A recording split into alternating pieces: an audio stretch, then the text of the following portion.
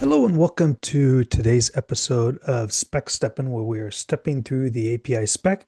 In today's episode, we are going to be covering device posture, the device posture API. Now, as you can see from your screen, this is an experimental API. I would not recommend its usage in production, just like any experimental API, but I like to keep an eye on these as they become available because they might be of use. So, first of all, device posture. What these have to do is when your app runs on any device that has folding capability.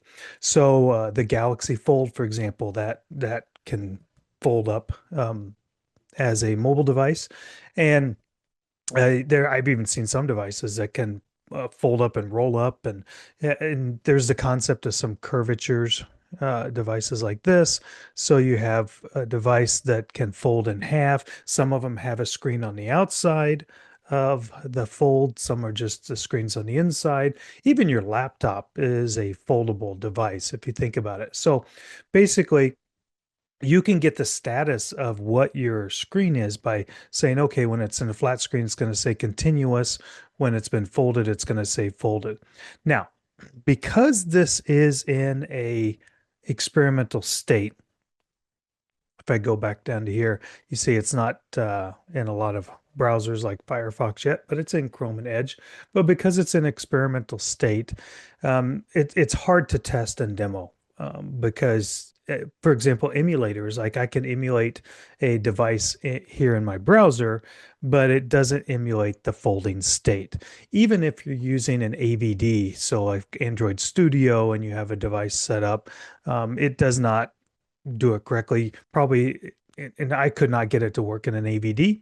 And from the documentation I read, it does not work in an AVD very well, not reliably anyway. And so it only will work on a real device. Now, I personally do not have a foldable device. That's just not the type of device I use.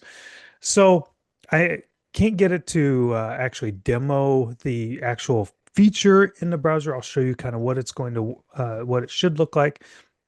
And maybe if you use something like a Lambda test or browser test or something like that, browser stack, maybe you can have it'll work for you. Okay. So let me jump to my demo here. So the demo is nothing really fancy. Again, you're not going to see it actually say folded.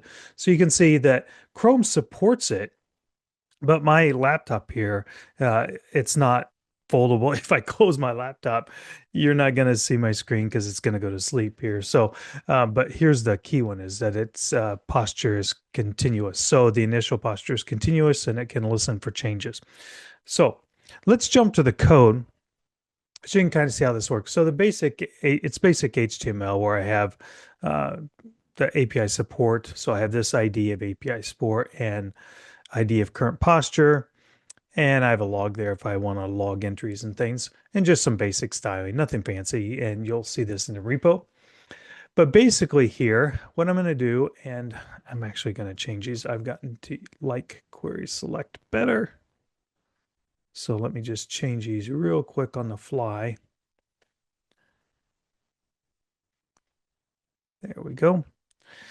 So I grabbed those items off of the HTML DOM, and then I'm logging the change. So I basically create a list item, and I'm logging the date and the message and everything to the posture log element right in here. So once this gets a little less experimental and AVDs and things are able to have this be utilized then and tested properly, then this should be set up for testing. So I'm just setting up a log there, but I'm updating the user interface. So that first starts off where it says that checks whether it's supported and says that it's NA. So first it checks to see, okay, the current posture, what is the posture type? And it adds uh, classes or removes classes based on whether it's continuous or not, and then sets up with the posture type. That just pulls this some of these CSS, or was it here? Posture log, current posture, folded, continuous. So just it'll change the color from a green to like a orange. basically, just to give you a visual cue. That's all that does is updates the UI. So here's the main logic here. So if device posture is in Navigator, so if it's supported, then I'm changing the text content to support it. That's right here. And then I'm making it green, so it's a visual indicator. And then I'm setting the device posture equal to what the navigator.device posture property is, which in my case is continuous. And then I'm updating the UI with that type, which will set this posture to continuous instead of NA. And so I'm listening for that change of device posture type. And this is actually the listener that you can't currently, as of the recording of this video, test with an AVD or within the browser device tools because of the experimental nature of it. I could not get this to work. If somebody out there is able to, let me know. I couldn't get it to work. But basically, if you add that listener and you update the UI, then I'm just logging what the initial one is. So let me refresh here. So the initial posture is continuous. It's open listening for changes, and it's changed to continuous. That all comes from these loggings here. Or else I'm saying it's not supported, red, and all that stuff. So it's pretty rudimentary, but basically where I see this being used, at least currently, is if you have a